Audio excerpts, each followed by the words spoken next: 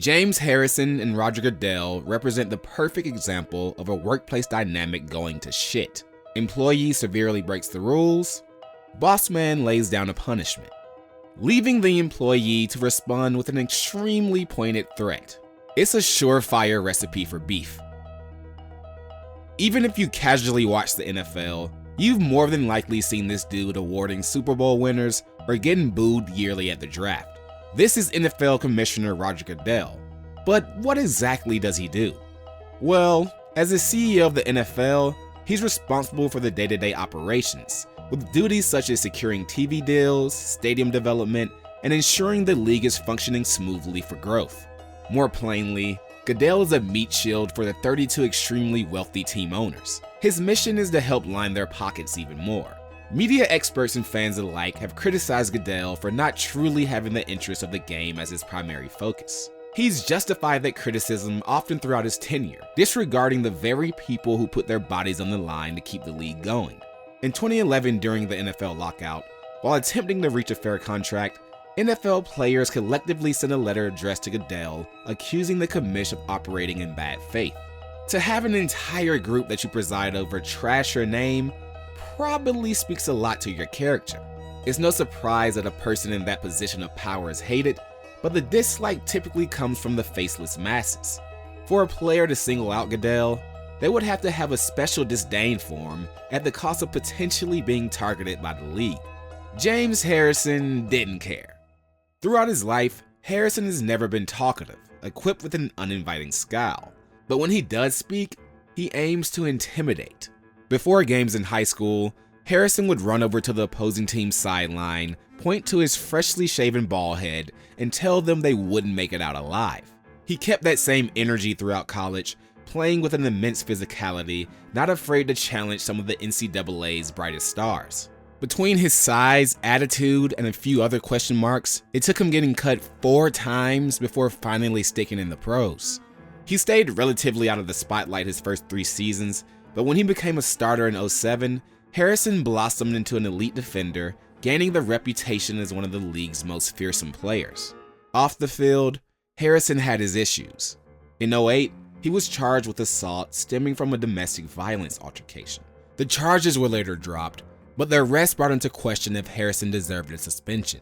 The NFL didn't have a domestic dispute policy at the time, leaving it to the team's discretion whether a player should be suspended. For Pittsburgh, that sadly wasn't much. All Harrison had to do was take responsibility for his actions to avoid missing games. The franchise clearly thought Harrison's talent outweighed his off-the-field issues. His behavior between the lines was revered by coaches and teammates for setting the standard on how the game should be played. However, within the league office, they felt differently. In 2010, during a Week 2 matchup against the Tennessee Titans, Harrison and 2 of his teammates ripped into the backfield and did a 3-way body slam sack on QB Vince Young that resembled a damn wrestling move. The blow left Young on the field for a few seconds, but no flag was thrown. Nonetheless, a few days later, the NFL hit Harrison with a $5,000 fine. The fine wasn't surprising with the NFL attempting to crack down on hits to the head, but it was strange that Harrison alone had to pay the price. To him, the sack was just another tackle he could add to his montage that wasn't worthy of coming out of pocket for. That hit was only the beginning. In a Week 6 game against the Browns, Harrison led with the crown of his helmet and collided with receiver Josh Cribbs, knocking him out. Then later that same game, launched himself like a torpedo and sidelined receiver Muhammad Massaquoi. Neither hit was penalized, and after the matchup, Harrison felt proud of his performance. He never went out on the field to purposely injure anyone, but it was his mission to hurt people. There's a difference. Harrison believed the hits were textbook tackles and thought it would be an outrage for the NFL to fine him, which is exactly what they did. His outing that week and the increase in the amount of concussions in the NFL sparked Goodell to send out a league-wide memo announcing that players could face hefty fines and potentially suspensions for illegal tackles to the neck and head area. Less than halfway through the season, Harrison had been fined twice and with the rule changes, contemplated retirement. Harrison for sure put a target on his back by taunting the league with comments about hurting people, but it was a one-sided convo. As commissioner of the league, Goodell was proud of enforcing the rule changes. It wouldn't be the best look for him to openly fire back at Harrison, but what he could do was continue laying down the law. By Harrison's third fine of the season, he got called to the principal's office for a meeting with Goodell. According to Harrison, their link-up was semi-productive, giving him the opportunity to voice his opinion and better understand the rules. Although, by most accounts, the meeting was a disaster, and Harrison finished the season having to pay a record-breaking amount in fines. Despite building a reputation in the league office as a malicious player, Harrison finished his heavily fined 2010 season as a Pro Bowler and appeared in the second Super Bowl of his career. The Steelers wound up losing the big game, and Harrison spent the offseason outraged. Not because of the outcome, but because he was stripped of the opportunity to trash Goodell to his face. Harrison's hatred for the commish ran so deep that he spent nearly an entire feature-length profile in Men's Journal dedicated to ripping Goodell. During the scathing piece, Harrison pushed back on the idea of him being a dirty player, and the person steering that narrative was Roger Goodell, who he considered a crook and a puppet. If dissing the commish with harsh labels wasn't enough, Harrison presented the strange image that if Goodell was on fire, he would rather let the man burn than take the opportunity to piss on him to put out the flames. More than having to cut checks for the league, what enraged Harrison the most was Goodell's lack of knowledge in knowing the ins and outs of the game. During their initial meeting, Harrison found it pointless to try and describe the proper way to tackle to someone who's never been in the trenches. And when he did try to break it down for Goodell, that devil wouldn't listen to him. Clearly still fuming, Harrison later accused Goodell in the league of targeting him and his Pittsburgh teammates, going on to call Goodell a number of things including punk, dictator, and an anti-gay slur. In response to his claims, a league official pointed out that a number of other players had been hit with fines, but didn't comment further past that. It may not seem like much, but the NFL offering even a crumb of info regarding Harrison was telling. The Men's Journal piece was published during the 2011 NFL lockout, meaning outside of the draft, there were no league events for the NFL to speak on said matters. They purposely chose to acknowledge Harrison, but the commissioner called the shots. And once the 2011 season kicked off, it appeared that as much as he despised Goodell, Harrison had cleaned up his act. At least until week 14, when Harrison set a new mark for himself. During a matchup against the Browns, after quarterback Colt McCoy got flushed out of the pocket, Harrison leveled him with a thunderous hit to the helmet that left McCoy lying flat on his back. This time, Harrison did receive a penalty, but after the game, he insisted the tackle was clean because McCoy became a runner. The NFL clearly disagreed. Harrison became the first player to ever be suspended for an illegal in-game hit. A suspension that was ultimately Goodell's call, but one Harrison didn't think he deserved. However, following the suspension, things seemed to die down between our beefers. Sure, Harrison challenged the commissioner on whether or not he actually cared about player safety, but Harrison began to approach the twilight of his career and mostly steered clear of the commissioner's office. Goodell had other pressing issues to deal with over the years, but in late 2015, Harrison once again found himself in the league's crosshairs. The Steelers linebacker was among the names of athletes linked to an Al Jazeera report with claims of performance-enhancing drug use. In the report, Charlie Sly, who is identified as a doctor of pharmacy, alleged that Harrison received a drug called D2.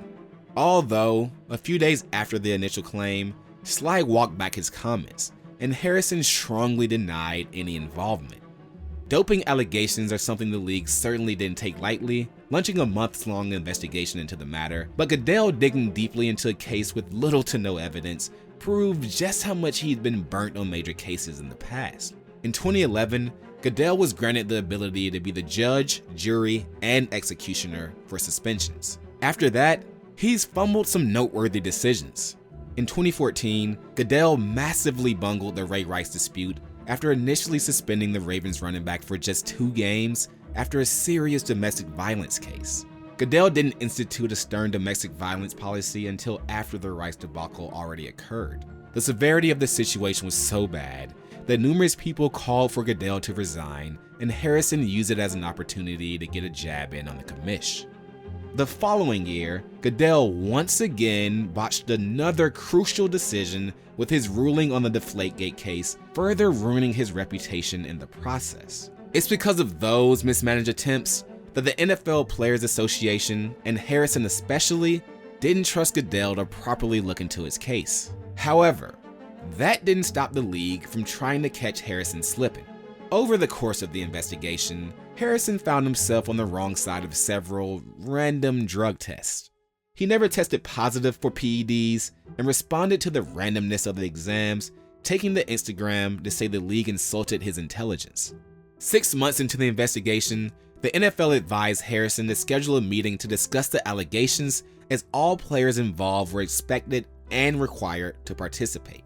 On behalf of Harrison, the NFLPA shot back and requested the league provide more evidence to support their claim.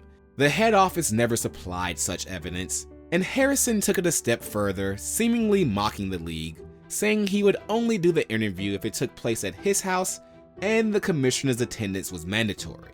Harrison and the league offers were at a standstill, but after clearing Peyton Manning of any involvement, citing his participation in the investigation, the NFL issued a threat of suspension to the remaining players who didn't comply, something that Goodell ultimately determined whether and when it could be terminated. At long last, the NFL officially cleared Harrison of any PED use. The NFL found no credible evidence, and in conclusion, the months-long investigation was nothing but a buildup of stubbornness from both sides. Harrison clowned the entire process throughout the investigation to stick it to Goodell, but in the end, cooperating with the league was the final step in clearing his name. After months of issuing threats of suspension without any real evidence to back the claims, Goodell and the NFL kept the investigation afloat to save face from getting embarrassed like they did in the past. It's the exact type of pettiness that sums up this beef. Harrison's refusal to modify his tackling style earlier in his career made him an enemy within the league office, and instead of bending to the new rules, he attacked Goodell. While the commissioner couldn't respond directly to Harrison, Goodell and the league made it a point to make him the poster boy for the NFL's crackdown on hits to the head. When Harrison retired following the 2017 season, their issues kind of fizzled out. Harrison no longer had an authoritative figure to buck at, and Goodell went back to being hated by the masses. They no longer had a use for each other. But when this feud reached its boiling point, the flames were stoked with savage tackles, fines, derogatory statements, and a whole lot of beef.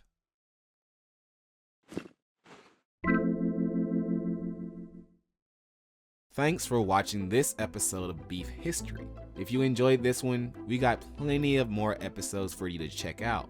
So don't forget to like and subscribe and keep on coming back.